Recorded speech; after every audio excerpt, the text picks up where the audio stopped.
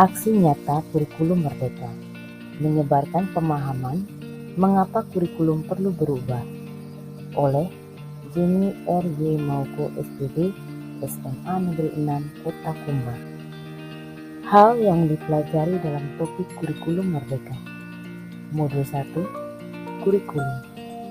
1. Apa itu kurikulum? 2. Mengapa kurikulum perlu diubah? 3. Bagaimana adaptasi kurikulum dilakukan di tingkat sekolah? Modul 2, kurikulum merdeka. Mengimplementasikan merdeka belajar melalui pemahaman pembelajaran dengan paradigma baru dengan menerapkan kurikulum merdeka di satuan pendidikan kita. Apa itu kurikulum? Berdasarkan Undang-Undang Nomor 20 Tahun 2003, Pasal 1 Butir 19 tentang Sistem Pendidikan Nasional.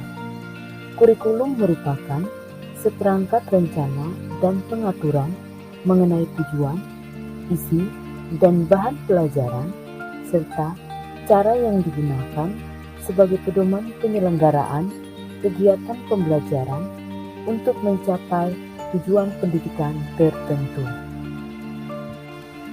Fungsi kurikulum: 1.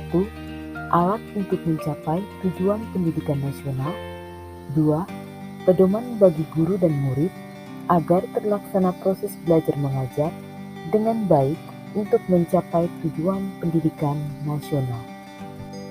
Mengapa kurikulum perlu diubah? Kurikulum perlu diubah agar 1. Relevan dengan perkembangan zaman. 2. Dapat memenuhi kebutuhan belajar murid. 3.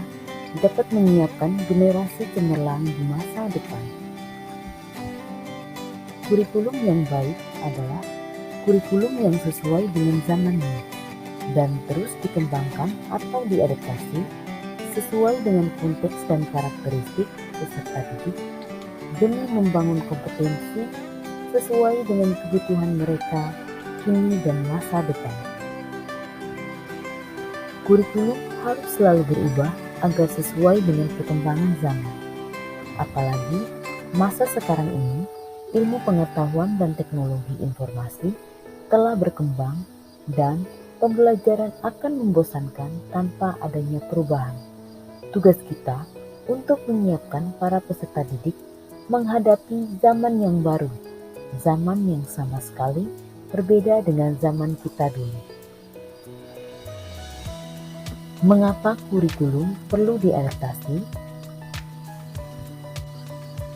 Satuan pendidikan perlu melakukan adaptasi kurikulum dalam pelaksanaan pembelajaran sesuai dengan konteks dan karakteristik murid yang memiliki kebutuhan yang berbeda-beda, disesuaikan dengan lingkungan tempat tinggal murid dan tuntutan zaman.